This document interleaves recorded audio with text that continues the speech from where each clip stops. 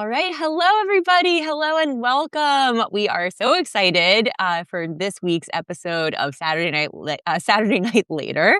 And I'm here with my co-host, Madalyn Baldanzi of the Substack, My Comedy Fantasy. And today we have a very special guest. You've seen him in 30 Rock, How to Die Alone. You've seen him on Broadway in School of Rock, the musical. You've also seen him as the artistic director of the UCB. And you've seen him in Characters Welcome, Ask Cat, Ask Ed. And I guess, of course, is Michael Hartney. So welcome, Michael. Hi. Hello. Hey, thanks for having me, you Oh, two. I'm so pumped that you're here. This is going to be such a blast. Yeah. So yeah, we're here to talk about the Teyana Taylor episode of Saturday Night Live from this weekend. And basically, as I always say at the beginning of these, the inspiration behind Saturday Night, I have to rename this something I can say. Saturday Night Later is that, when you're a student or when you're a teacher at the UCB, you always encourage students to go see as many shows as possible because you can talk about them, deconstruct what works, but doesn't work.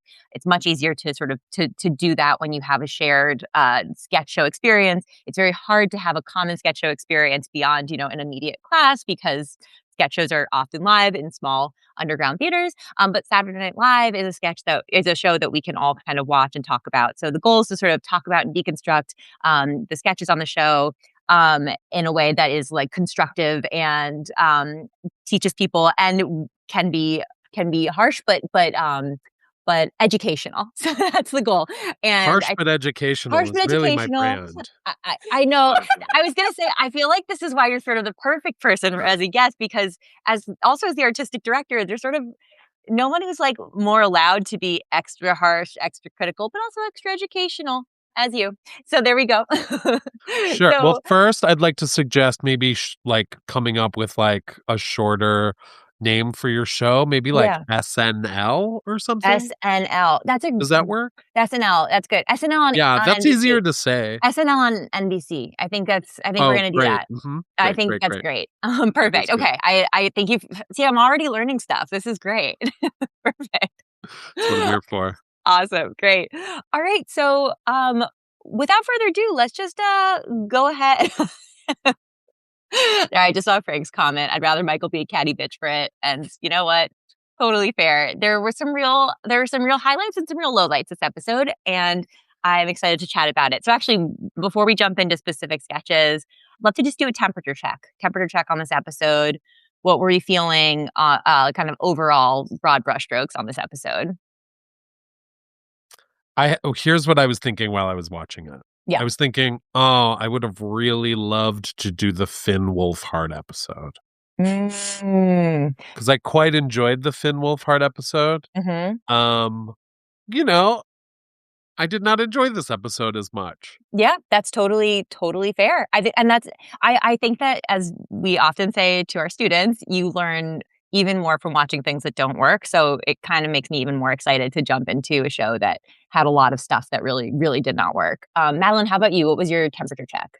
I'm going to do my temperature check by starting with the cold open straight away. Great. Let's just jump right in. Okay. That if this cold open were a student and it brought this sketch to my class, I would do what the diversity and anti-racism training told us to do when we get a really offensive student, and to say, I'm sorry, why is this funny? And then to listen to them try to say it back and then realize it's not funny. I think that cold open like crossed the line, given what happened this week. I'm just like, I'm not even in the mood to try to speak nicely about this. You don't have to. It's just a shame and horrible that is what the cold open of SNL was. It's not funny. It has no take. It's way too kind. And I'm done playing. And I do think there's a satirical take on Trump. I think there's a funnier and meaner impression of Trump out there. Like, let a Tamanik do it. I don't know. I think James Austin Johnson needs to stop doing it as is and write something better himself or something. But I'm just done with that. And then it really started the episode with a sour note in my mouth for me. There were some other highs and lows, kind of normal. And it was interesting what the second to last sketch was. And that placement in the show, which was basically a rehash of the Chris Rock sketch after the first election. But you could tell that, that's a real teachable moment of a sketch. Yeah. In the comments, it it didn't land with the audience. It's not working anymore. They have to stop doing it. Yeah. Sour note to start with. Totally fair. Yeah. How about you, Hartney? What were you thinking? Yeah, I mean, I have two thoughts about the cold open. One is simply that, like, and it also permeated through Update, which is we knew what happened by the time 11:30 happened. Yeah. And that was not enough. Like, if you're going to go after it, I would either just like avoid it entirely and just be like, let's have fun this time because like we're fucked. Like, let's have fun. Or have a really incisive take. All of that said, I don't want to hear this man, period. Yeah. I don't care how talented James Austin Johnson is, which is tremendously talented. I don't want to hear this man. I don't want to hear him talking. I think there's ways to do satire in a different way that says, here's what's happening in this country without trotting out this ugly, awful, terrible man saying horrible things. There's a way to do it without portraying him or approximating him. And I'd love for us as comedians to embrace that. Yeah.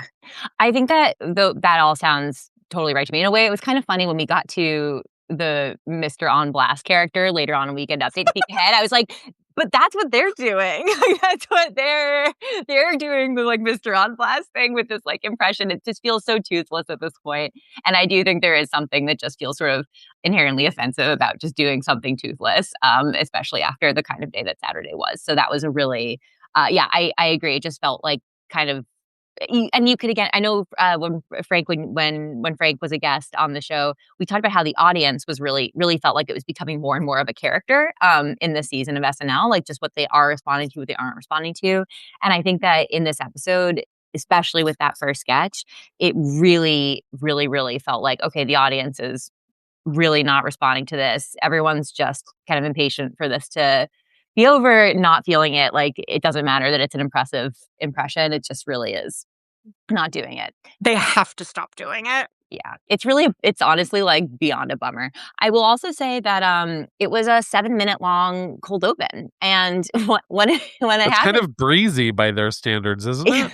Well, what's funny is I thought it was actually one of the longest ones. And so I texted a friend at Saturday Night Network to be like, because they have all sorts of stats on hand. And I was like, was this the longest cold open ever? And they said, no, but it just felt like it. So anyway, it felt very long. It was just kind of toothless, felt long. And I think that the teachable thing that I will say is that being thoughtful about how your sketch is adjacent to or directly addressing something current or not is worth thinking about as you are putting on a show. I think that I think we've probably all been on teams where there's been some sort of like gun adjacent thing, and then there's been a shooting the day before or something happens, which is maybe a really specific like sketch comedy in America experience. But like you're setting yourself up to have a really like, I don't know, just like a really unpleasant audience experience there. And I think take care of your audience, push down your ego, pull the sketch, and like just do something else. Like, there's ways to get around it in a show. Totally. Even last minute. Yeah, even last minute. It was rough. It was rough. It was like there was I will say there was a clear structure, but also like the structure doesn't really matter when it's just like exhausting and overwhelming and not good. Saying Trump wants to give himself all the awards is such a boring take. Yeah. What? Yeah, that was not strong. That's the part we're making fun of. Okay. Yeah, I know. It was okay. But anyway, that was the cold open. That was the cold open that we have for the show. It was a really bleak start to it. So I kind of suspect that we'll circle back to it as we continue to talk about sketches, just because there are some kind of through lines. But we'll move on for now. The monologue, sometimes we talk about the monologue when there's like a sketch element to it. There wasn't really a sketch component to this monologue. So unless there's anything you guys want to talk about with it, I'm inclined to sort of just move past as well. All I remember were her fuzzy sleeves. I can't remember. Yeah, the fuzzy sleeves were interesting. Those grew on me. I will say they grew on me. I was also interested about the culinary school thing that she mentioned, but that's neither here nor there. That's just maybe some interesting trivia about Teyana Taylor that I'll look up later. Okay, so let's talk about the first sketch of the night. So the first sketch was airport gate attendants singing updates. Okay, so yeah, let's talk about this one. There was some. This is, I think, this was a good like kind of sketch 101 trouble type of sketch, I think. So anything that you guys want to jump in with as you were watching that one? I don't know how to say this other than to say it, but this is the sketch where I was like, oh, is she not going to be good in these sketches? She's a revelation in one battle after another, but she did not acquit herself in a way Yeah. that said, I'm good at sketch comedy this And evening. I actually want to ask you for more details about that because you are, as artistic director, you also regularly watch people auditioning for house teams, that kind of thing. You've probably seen more people perform sketch than maybe anybody else in the world right now. So like, what are the That things? distinction makes me want to walk into the sea. Well, I hope you're wearing a floaties and that you come back after you walk into the sea and keep talking about sketch comedy. Me too. But yeah, tell us more. Like what were you seeing that was causing those alarm bells? I'm curious to hear what your thoughts were. I think there were just a lot of performances in sketches that were broad characterizations first, without any of the like grounded underpinnings that set a good sketch actor apart from the pack. Yeah. Now, it's a skill. It's like something not everybody has. I think she's just such a powerful presence that I expected her to be great at this. Yeah. Currently, there's an Ask Sketch at UCB. We ask a lot of folks from like the world of theater to be our special guests, and our special guest this month is someone who has never done sketch comedy, but she's been in the ensemble of many a musical, so it has all of the same demands that being like a utility player in a sketch show has, where you know what the scene needs, you give it something, but you have your training to underpin it with, and then you're done. And so she is taking to sketch comedy like, a duck to a pond. Like she's incredible. This was not that. Yeah, there was a little bit of like a plant your feet and kind of perform the sketch that was like a little that was just, it got just a little kind of tired over the course of the show. It felt like a little 10 out of 10 sort of. Also, in this one, it's musical, and I'm like, wait, isn't she also supposed to be able to sing? What is happening here? Yeah, this one also had, it was funny because in addition to the performance elements of this one, I thought this was really interesting as an example, one of many examples of the night, by the way, of a sketch that kind of suffered from having two primary games going on. And Madalyn, why don't you jump in? Because I see you were. Well, will you name the primary games before we move on? I would have said that there's the two competing primary games. First, like gate attendants who want to sing the updates. And then the second game I would say was the plane doesn't have wings. So like flight attendants who are giving updates about like a nonsensical updates about that point to like a dire state of the plane, basically. That seemed like more fun to me. I was more interested in the sketch about like where we're learning more and more details about the plane as we go along. There's also a way to justify that where it's like, well, we don't have any specifics for you, but we'll distract you with music, right? Like they could have played that point of view harder, but it didn't settle into any point of view, which is when they veered to the plane doesn't Yeah. Which is also funny, but wasn't surprising because it wasn't building on anything that came before. Yes. I think that. Oh, sorry. Go ahead, Hartney.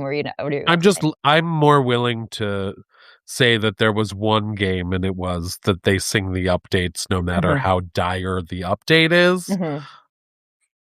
But That would have also been more fun to play. Just You give can me more heighten how updates. dire Yeah, updates just Yeah. give me more updates. Yeah, No, I think that's totally fair. I think the other thing that surprised me with this one was the voice of reason characters were. I mean, sorry, and I say the other problem with it. It's all of the piece because if there's a problem with your game, then often that also points to a problem with how the characters and their point of view kind of work together and the dynamic that you've set up.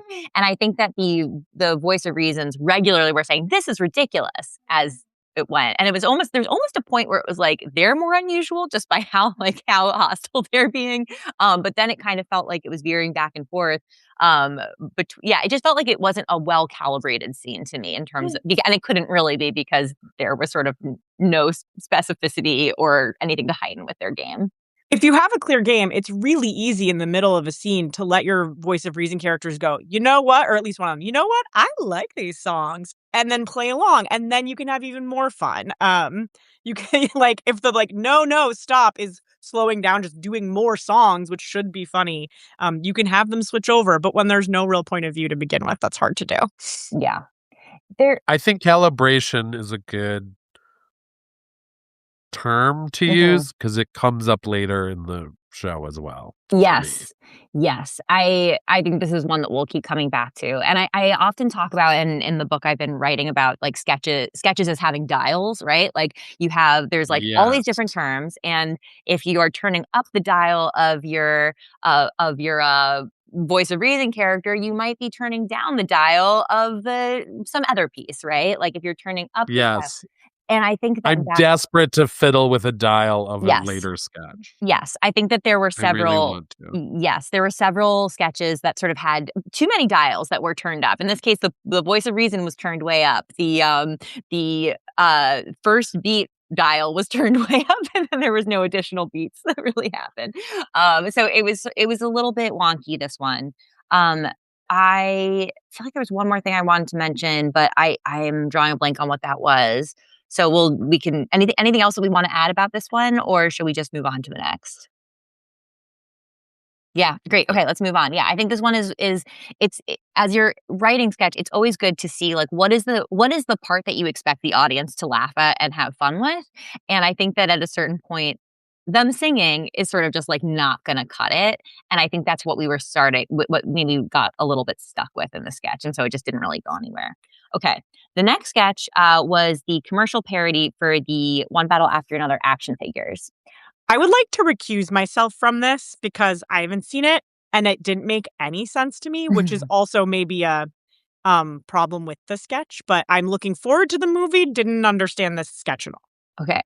I have also not seen the movie, but I don't want to recuse myself because I will say the way they were talking about the movie made me be like, yeah, it sounds like there should be action figures for this sketch. For this movie. I don't know. I mean, like it was clear later on when they were talking about like the disconnect between like the inappropriate things that seem to happen in the movie and the mismatch between that and a kid's toy. Like those were clear. Like that was very clear. To me, what was unusual.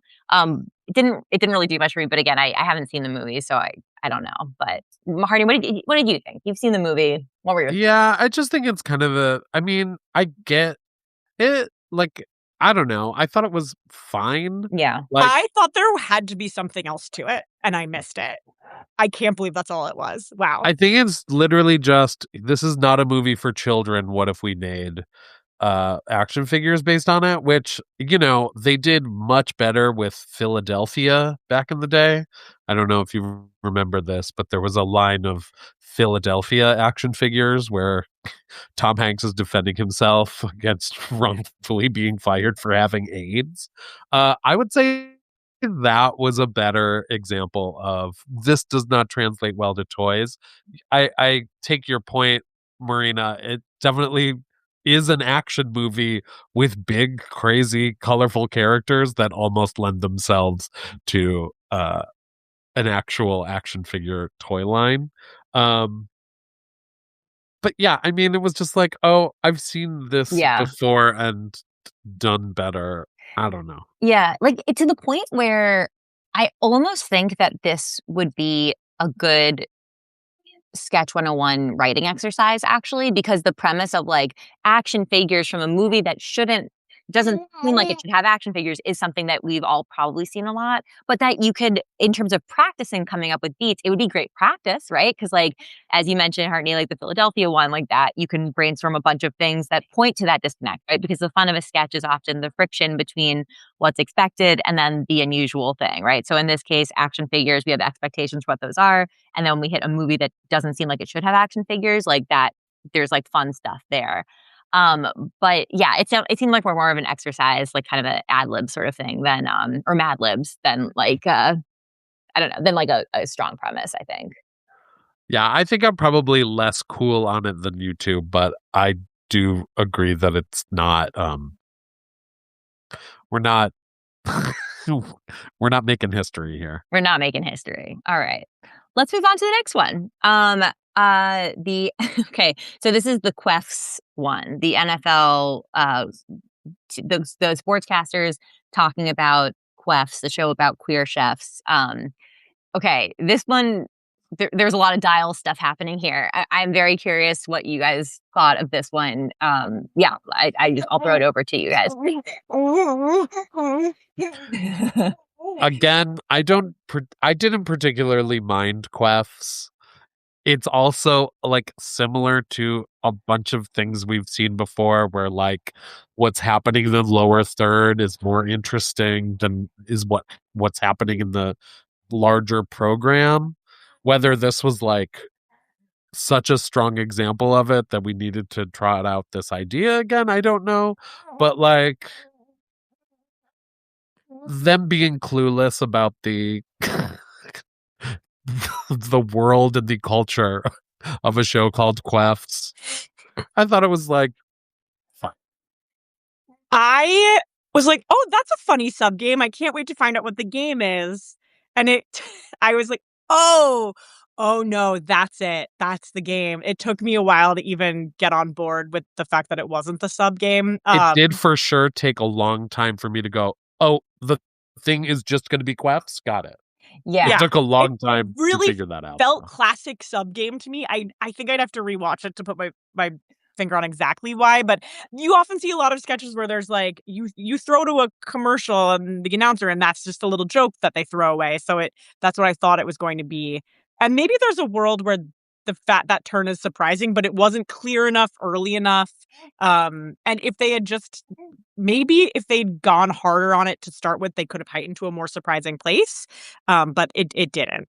Yeah. I think also the sub game of Teyana Taylor being like, come on now, like when she was interviewing people, it felt like sort of an admission of some of the thinness of the sketch in a way. It was like there just wasn't really that much. And in a way, I feel like they could have, I think that hearing the announcers in their kind of sporty way sharing details about Clefs, a show that does not seem to fit into their world, I think that they could have gotten wrapped a little bit more around the axle with that, and we could have had a little bit more fun with them getting snagged on it or trying to parse it or details heightening about it. But it sort of, in a way, it was sort of delivered as such an aside that it really kind of felt like an aside, and it didn't feel like it sort of felt like we were going kind of diagonally the whole time through a game or something like that.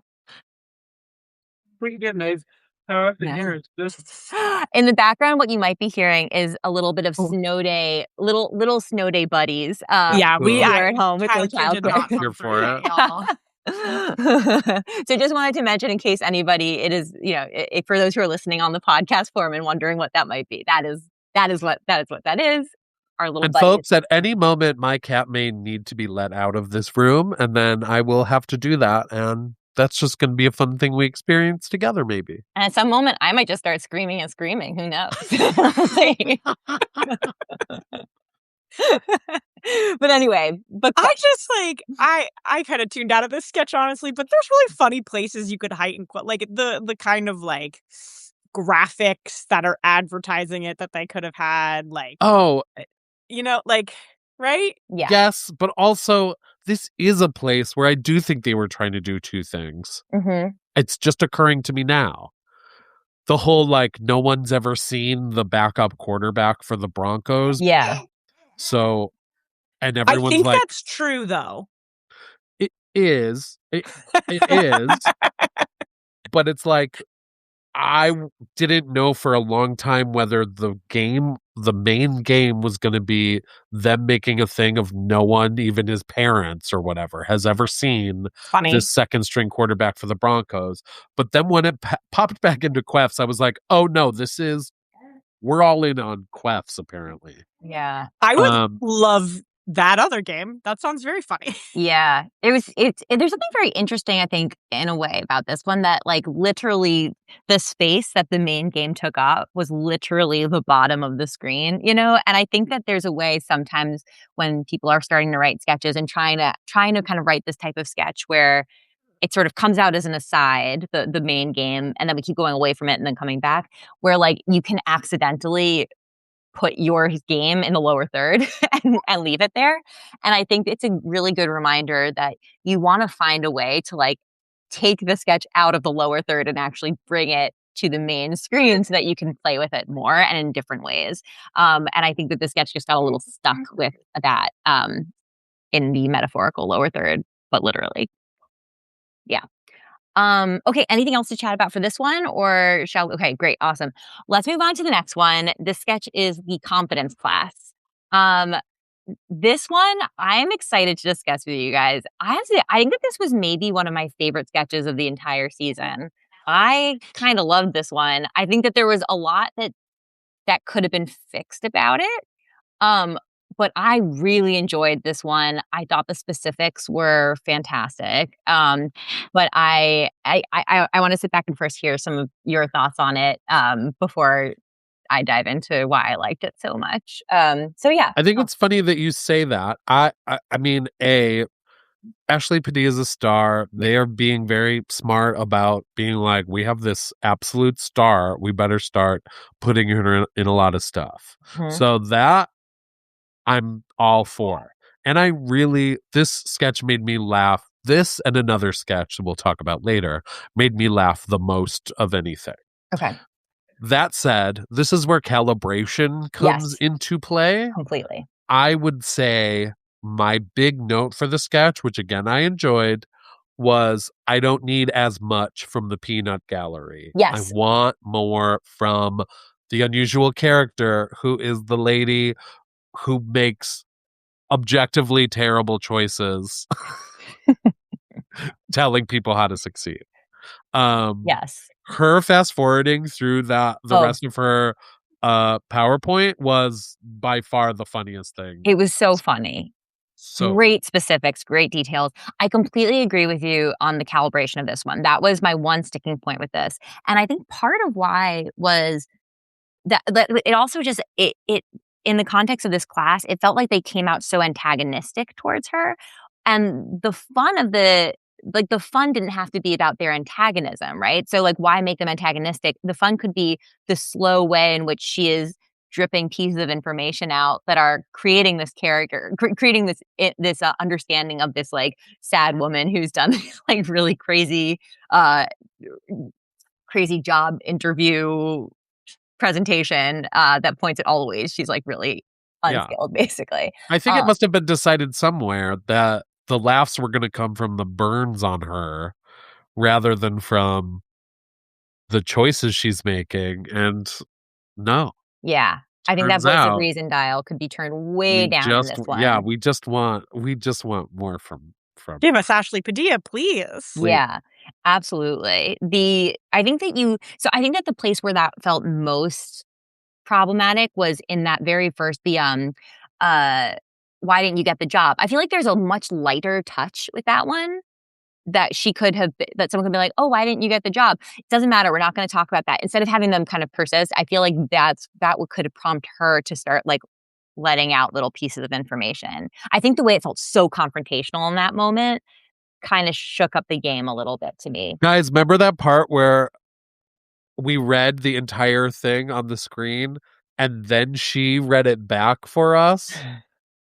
And I was just like, oh my God, this is so much time devoted to this. Don't do this, you guys. Yeah. Yeah. This is just another example of I thought she was gonna like really be hilarious on this episode. And yeah. It did not happen. This one, you know what was interesting, actually? I'm curious what you guys think. I don't think this is usually an issue that I have, and I think this comes at the calibration question, too. I think this was a, like, direction of performance issue to me, in a way. And not Ashley Padilla's performance, to be clear, but I think that this to me felt more like a note I would give to a director about, like, what would fix this sketch. With a few cuts of lines here and there, but for the most part, this felt almost like a directing issue to me. Yeah. Interesting. Yeah. Madalyn, how about you? Anything that jumped out to you for this? Yeah, no, one? everything you guys are saying, it was very funny. Yeah, no, Yeah. agree with all that. And one thing I do want to circle back to that Hartney mentioned was the speeding through the slideshow. I think that's a great example of varying up the pace of your beats. So that's something if you're a sketch writer and you're like feeling a little bit stuck in how your sketch is playing out, remember that varying up the pace of your beats is a really great way to do that. And that was a really smart, fun way to both heighten the character kind of sense of despondency and also just get a bunch of jokes in really, really fast. So something to keep an eye on. Okay, let's move on. The next thing was Weekend Update. So let's talk about the 2 Weekend Update guests. So first there was the Gen Z translator, which I think is maybe worth talking about very briefly because there was kind of like there's like a little bit of the game of like embarrassing Colin while he tries to learn Gen Z language, sort of. Any thoughts on this one?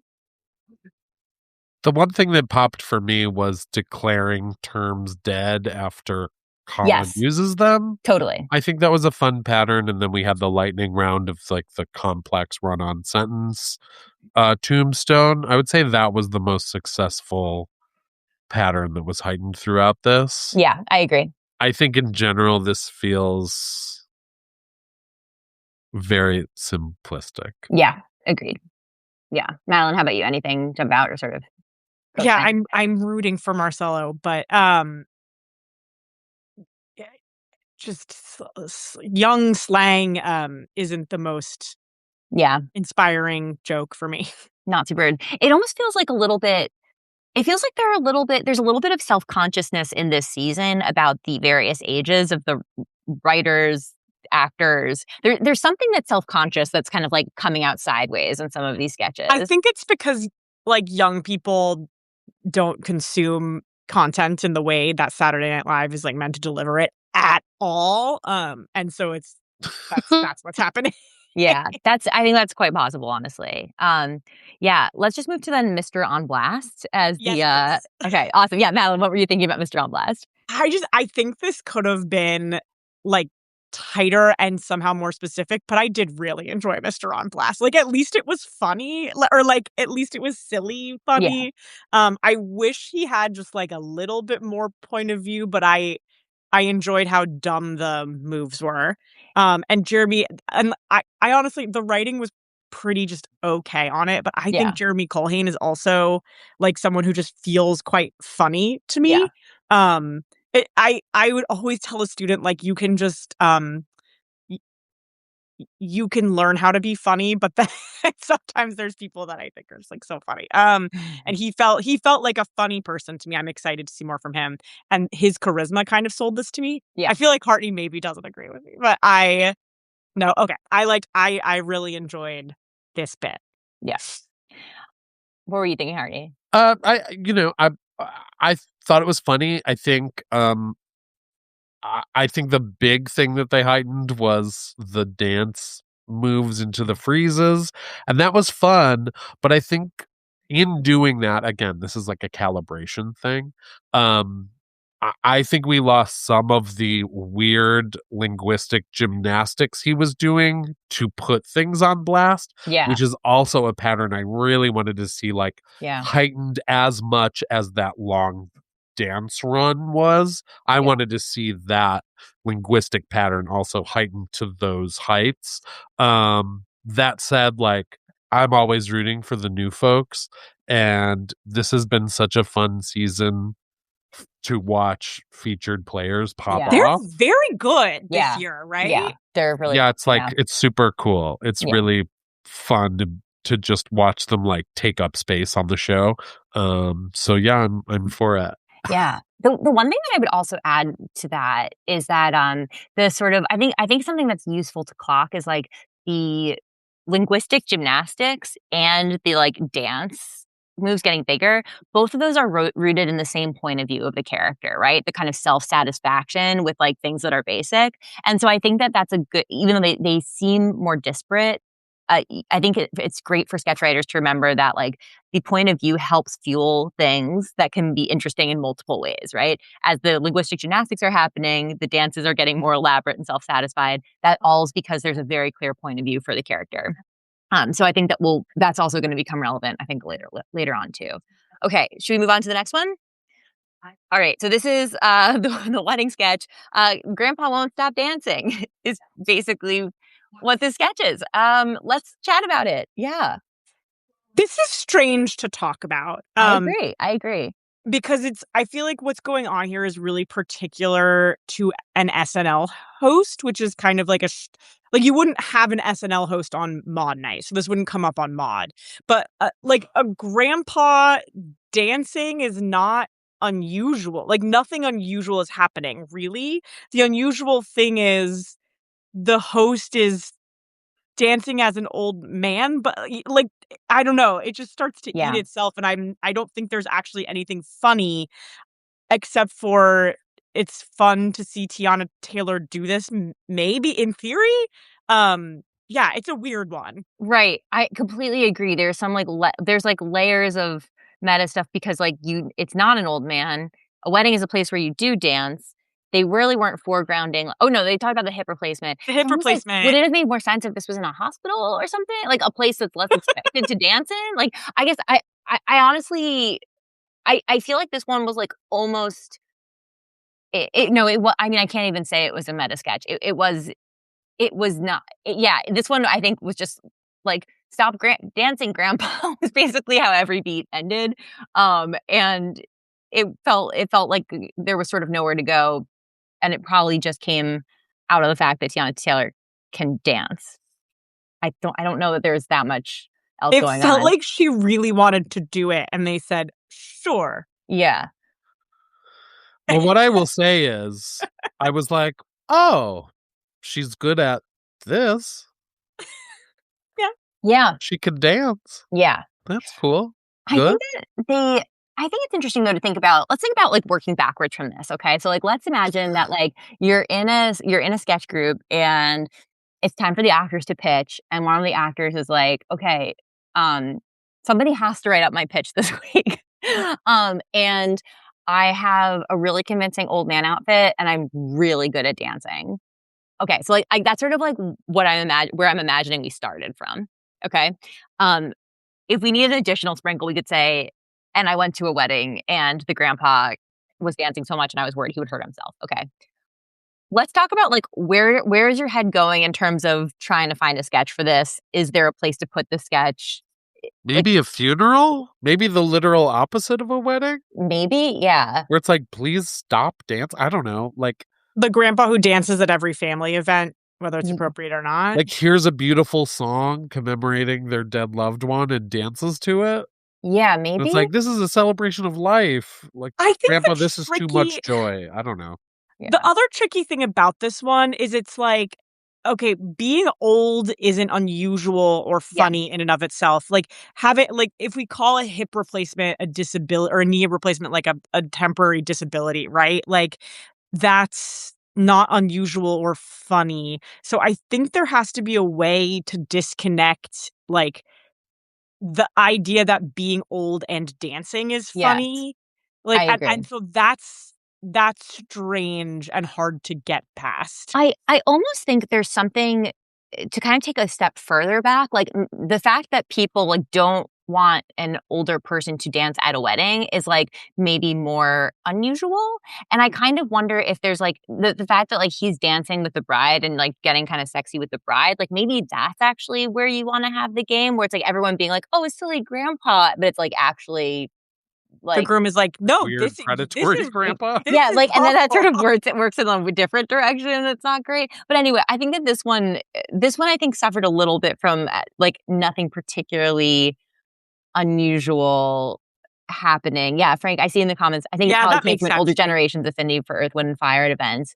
And despite their limitations, Well, then just yeah, be like, I'm not dancing. yeah, Nothing will get me up. I'm too tired. Like, and then right, like let Taylor play. I can't stop to Earth, Wind, and right, Fire. Like, and then have it like come on at the wrong moments, like the cake cutting, and she gets up at the cake cutting because Earth, Wind, and Fire can't stop her. Like, yeah, play that, then that's unusual because the definitely yeah, guys. yeah. I Yeah, think or this pain, or like continuing to hurt himself and refuses to stop. yeah. There were some fun. He didn't even do that. That's true. That would Yeah, have been simple. there were some really fun, like, live experience things they did, like swapping in the sort of stunt double kind of thing. That was there was some fun stuff that felt very specific That to was fun to look SNL in a at. way Yeah. that I liked. But yeah, mostly this one I think just didn't really have much meat on its bones. You could imagine, I will give them, in a episode that didn't have such a ginormous bummer hanging all over it because of the dreadful, irresponsible, unethical beginning. Maybe if people were already having a good time, this would have felt Yeah, fun. that's no, But that's a great point. That's a great point. it wouldn't have made the writing better, but maybe it would have felt more fun. Yeah, I think that's fair. Should we move on to the next one?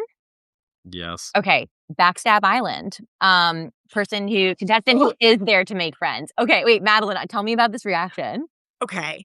So the idea of like, I am here to make friends is the most basic, like, your coworker in the accounting firm would make that joke game, right? Like, I couldn't believe that was the game they chose.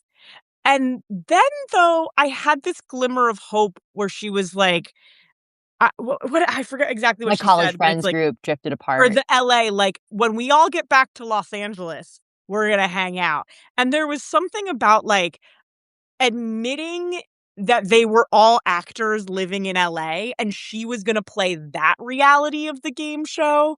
Like, Mm. I thought those LA specifics, like, that could have turned into a really funny game to me. Yeah, or even just continuing to talk about her college friends or relating to her college friends. But then it just really, like, they didn't even continue to play that. It really veered away into some, like, the fact that it got to, like, I can't tell if this show is about having sex or trying to win. It's like, that's a totally different Yeah, game. totally You weren't different. specific enough from the beginning. Yeah, just a game that needed so much more specificity in the way that they were playing it. Totally. Yeah. Hardy, what were you thinking? I don't actually have a ton to say. Yeah. This one for me, I think that if you are playing with this game, which is a little bit first thought. Like, I think that what you do want to have is specifics as you go along. And I think that in a way, I actually think, even though they're very, very different, I think it's worth comparing this one to the confidence class one. Because what's fun about the confidence class one is there's a big thing that gets thrown at the wall, and then the details that you tease out are what make it more and more and more fun. This one, I think there is a big specific that's sort of like thrown out there. Like, I am here to make friends, but then the specifics didn't really go anywhere. So it sort of just felt like mush, I think.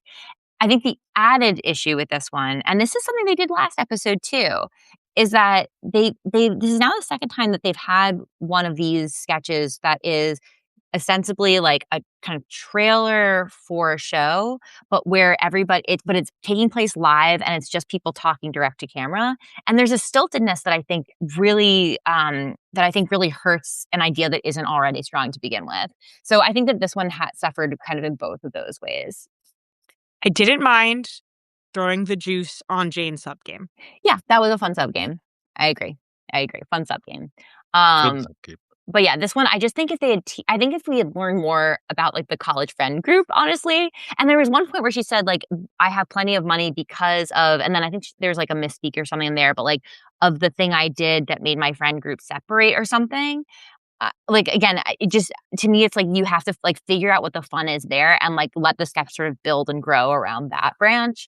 But yeah, I feel like there's a fun version of this one that could just use a rewrite. Okay, should we talk about Beyond the Headlines, the next one? Sure. Yeah. All right, you want to jump in, Hardy? I just think this is a very teachable, like I said, sketch.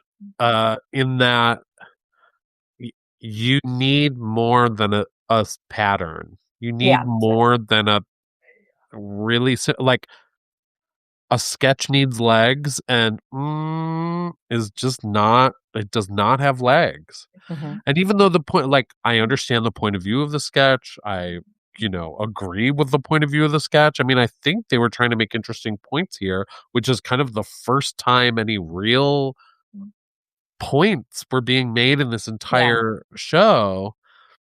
But the comic engine that drives it has to be more versatile than a guttural sound. Yeah, I agreed. I think that there was a clearer point of view and a sharper take in this one than in most of the other than in any of the other sketches in this show. But I agree that there was sort of not it sort of just didn't it didn't pop. There was sort of nowhere. It didn't really go anywhere. There wasn't really much heightening. There was sort of the surprise lateral move of the cameraman, but like it didn't really do enough. I think that this was. There was another move that I thought was kind of interesting, and like, if this is true, what else is true? Just about moving off of the news and having it be about like cultural norms between different cultures of people.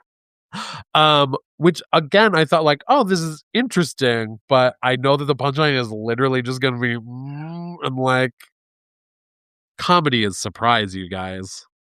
Yeah, I think there was when there was that point where they're like, you can't say anymore. Remember that moment? Which is always like a fun thing to do, is like tell your character they can't do the thing they're doing, so that when they do it again in a different way, it's really surprising. Yeah. And then they said, and you can't speak.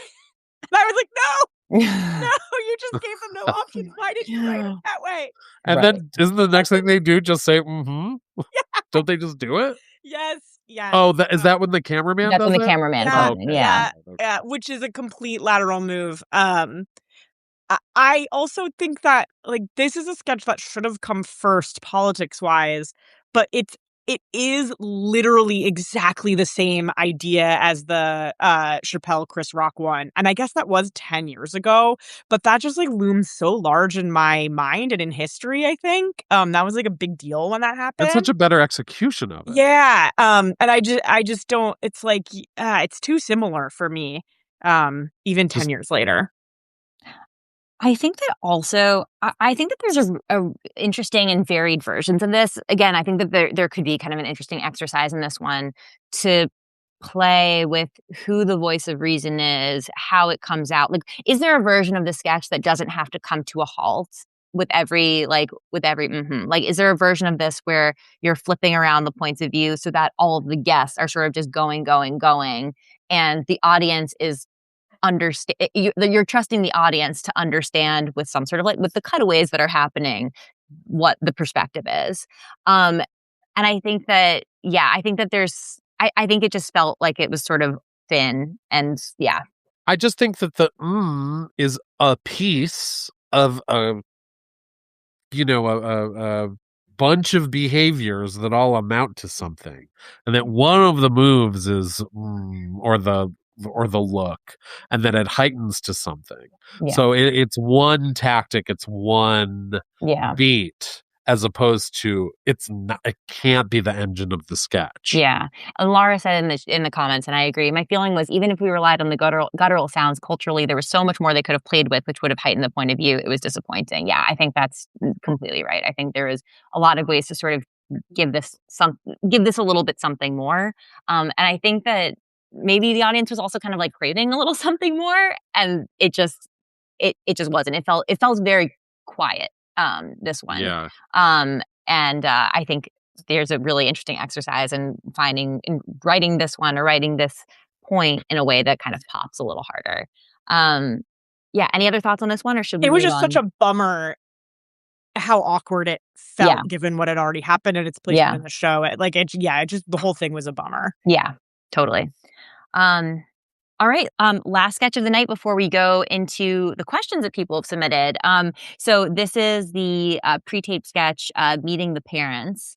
Let's talk about this one. Yeah. What did you guys think about this one? or ways to get your girlfriend to great. break up with you. Okay. Part of me is like, I wish it had just been a like live sketch where Hurley was gonna do that accent. Yes, and yes. like that was the game, and be like, Truly could have watched that all day. You Absolutely. said not political. I'm not being political. Like, I would have watched that, but it was still funny. With the pre-tape and putting it in that kind of I'm selling you my book, self-help book basket. I thought the tampons beat was really weak, but other than that, it was really fun. Yeah. Yeah. I think that, to me, I didn't love the justification that it's like, oh, I'm just trying to get somebody to break up with me, because then that sort of feels like, oh, it's just like instead of being like a character or a premise, it's just somebody being mischievous. So to me, that justification kind of killed the fun. But I did love the idea of just shouting back what somebody said in the Southern accent that you're trying not to acknowledge. Like, that to me was pretty funny. I think that I would have loved to just live in the aftermath of that. That would have been like really delightful to me. But yeah, again, not my favorite. I think I would have loved this to just be like the aftermath of this embarrassing thing that he did, instead of a strategy to alienate the girlfriend. I just like that it was packed with jokes. It was just it was really funny. Jokes. Yeah. Mm-hmm. I enjoyed it as well. Yeah. I think that just give me anything specific and straight. Like, just give me something I haven't seen before, please. Yeah. Did either of you watch the Cut for Time sketches? They released 2 Cut for Time sketches. I didn't. No. Oh, okay. But will you share some thoughts on them, though? And I will watch them later. One of them is Teyana Taylor and James Austin Johnson are a married couple, and they have made love the previous night.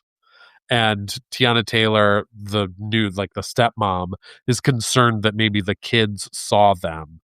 And then Sarah Sherman walks in with like 2 crazy fake eyes.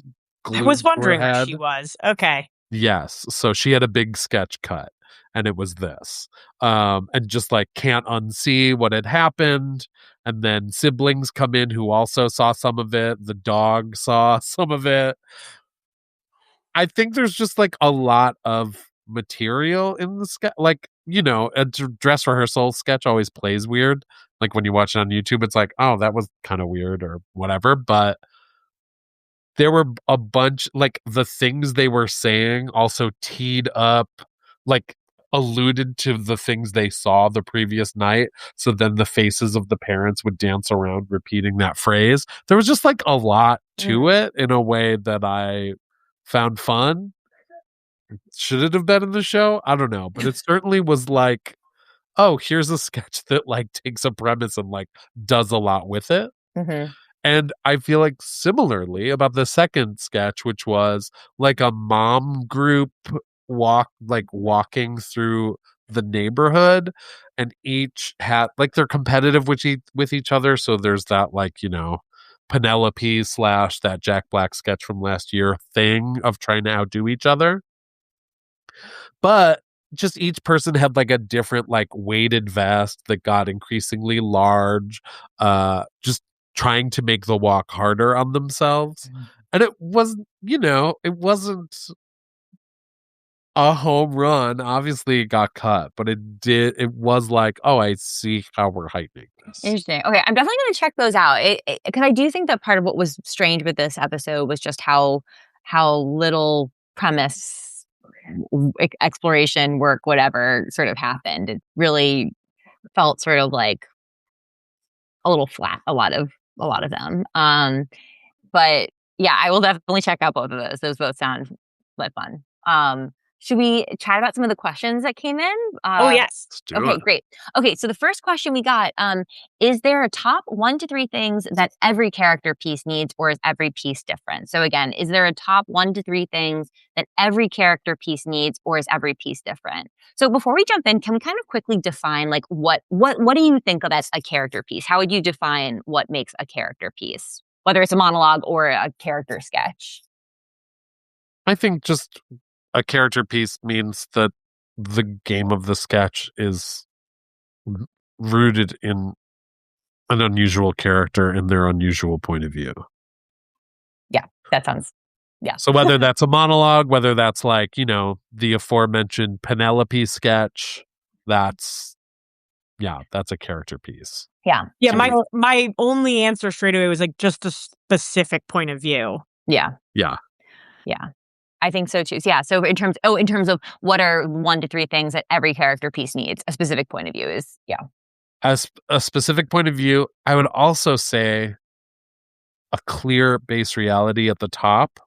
I feel like so many pieces, so many sketches, so many character pieces start with like 3 crazy things happening plus a genre put on top of all of it. And it's like, y'all, the audience does not know what to hang their hats on here. So this comes out as gobbledygook. Mm-hmm. So I would say like, hello and welcome to this place we are in that's normal. Here's how I'm gonna make it not normal. You know what I mean? Like every piece needs that.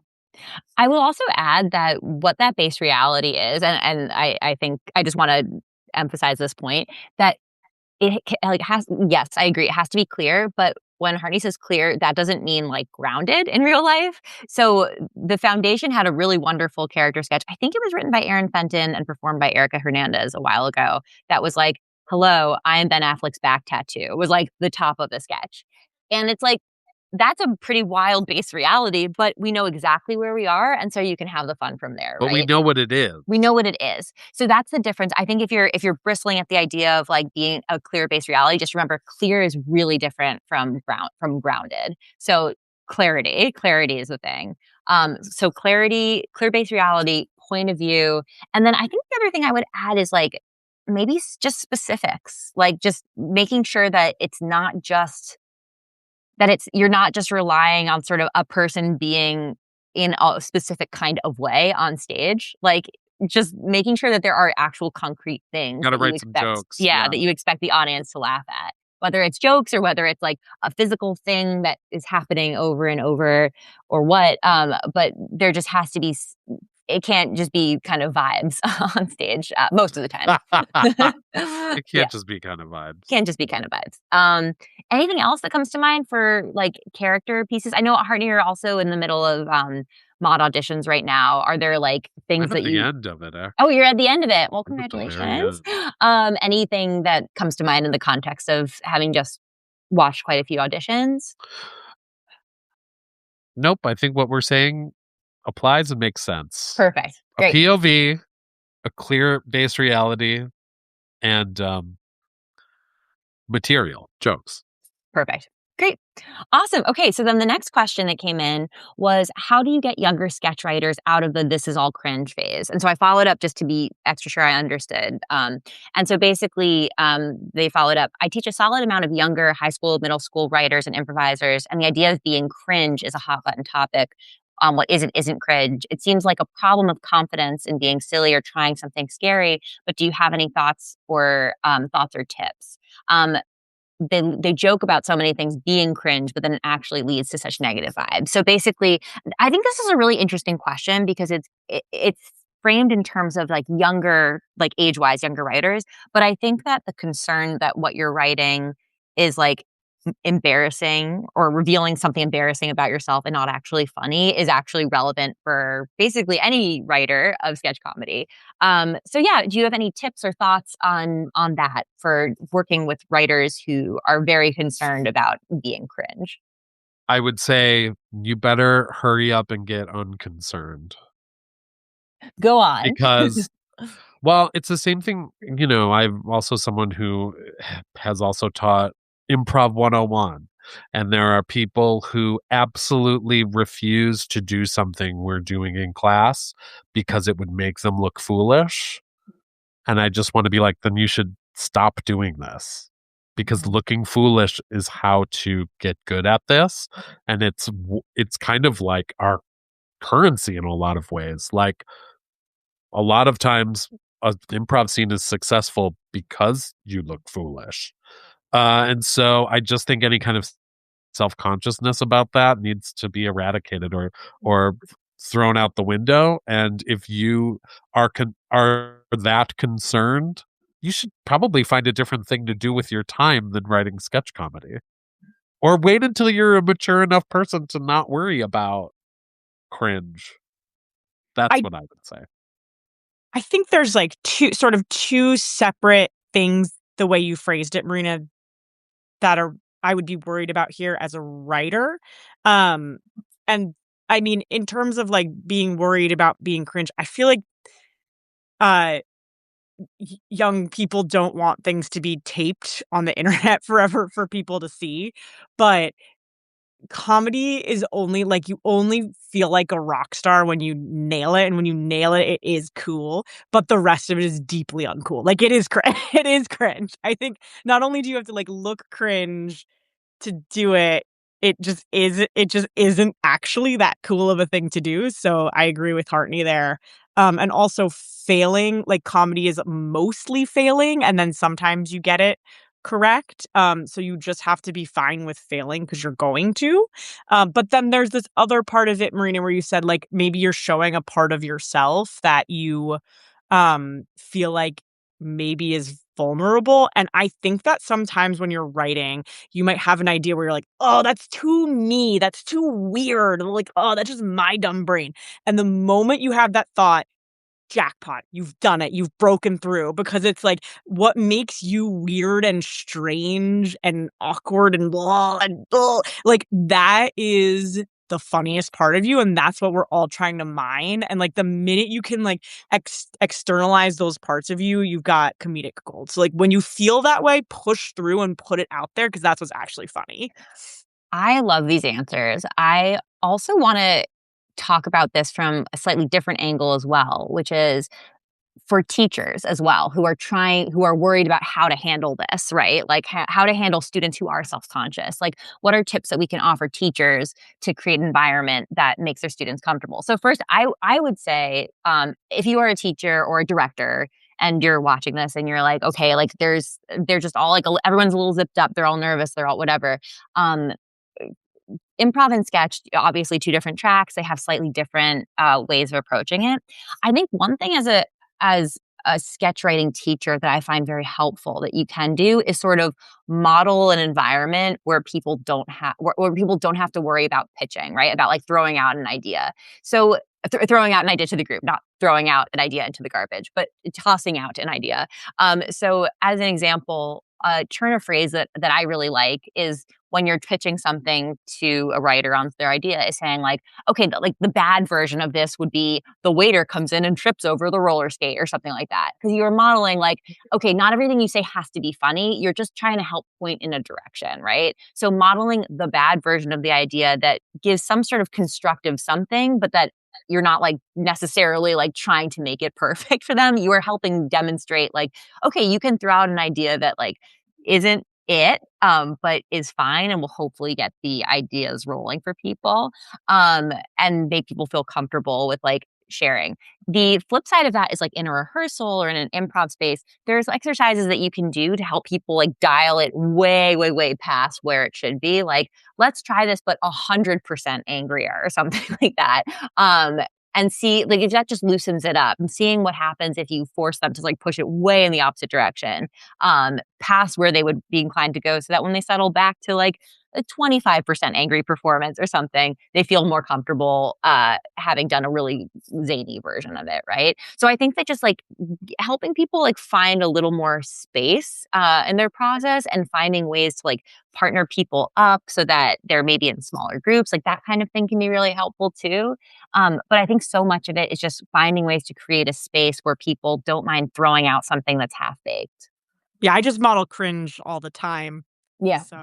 Sure. I mean, that works. I mean, the other thing too, I would say is also like, if people are a little hesitant to throw something forward, take a step back in terms of what you're asking for them. So if people don't want to speak up and you want them to start pitching ideas about like, I don't know, someone's sketch, which is like two vampires getting married or something like that.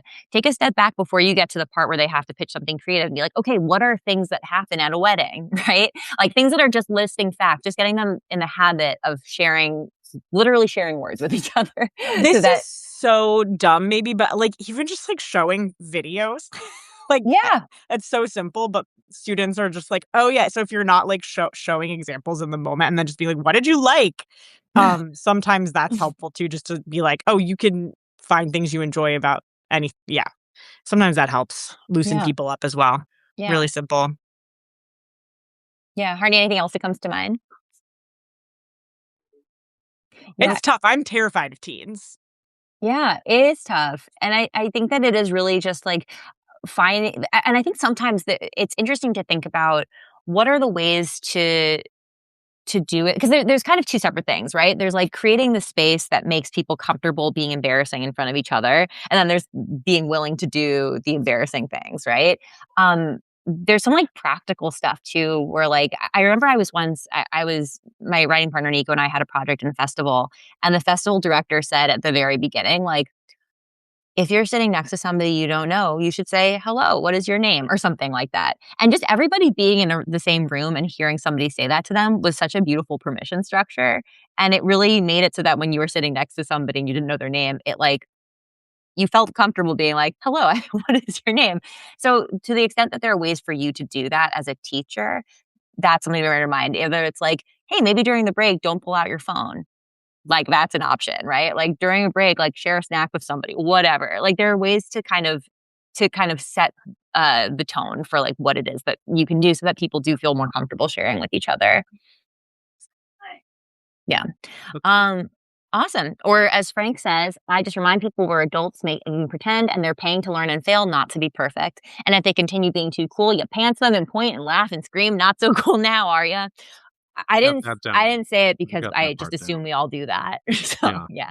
Awesome. Fantastic. Guys, this has been so much fun. I really love talking through this episode. There were highs and lows as we've discussed, but so many teachable moments in this one.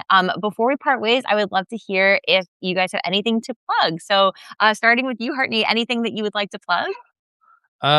We got a big old characters welcome show this Friday at UCB at 7 p.m. We're doing another portmanteau themed show. So that means like a smush of two different concepts. Previous examples include Liza Minnelli Frittata, Celine Dijon, James Gandolfini. It's usually a very fun and, more importantly, stupid night of comedy. So, come check it out. Perfect. I love it. Madalyn, how about you? Anything to plug? Yes, I I do coaching for writing for novels and screenplays and pilots and sketches and characters too. Why not? So if you want some coaching, check out my website, and I'm always around. So shoot me a message. It'd be great to hear from you. Awesome. And then my shameless plug is that the feature film I co-wrote and co-directed with my writing partner, Nico, is called This Will Never Work. And it's going to be at the San Francisco Indie Film Festival on February 7th at 4:30 Pacific time. And we will also be in New York for the New York Comedy Film Festival on Thursday, February 19th at 7 p.m. So you can check it out, thiswillneverworkfilm.com. So hopefully you can come join. All right, guys, thank you so much again. And thank you, if you Marina. are listening to this, you can also listen on Apple Podcasts and leave us a review. We love talking about sketch, sharing it with people, and finding new ways for people to learn about this medium, which we just love so very much. So thank you again, Madalyn. Thank you, Michael. And we'll talk soon. Thanks, Marina. Thanks for having me. All right, bye, guys.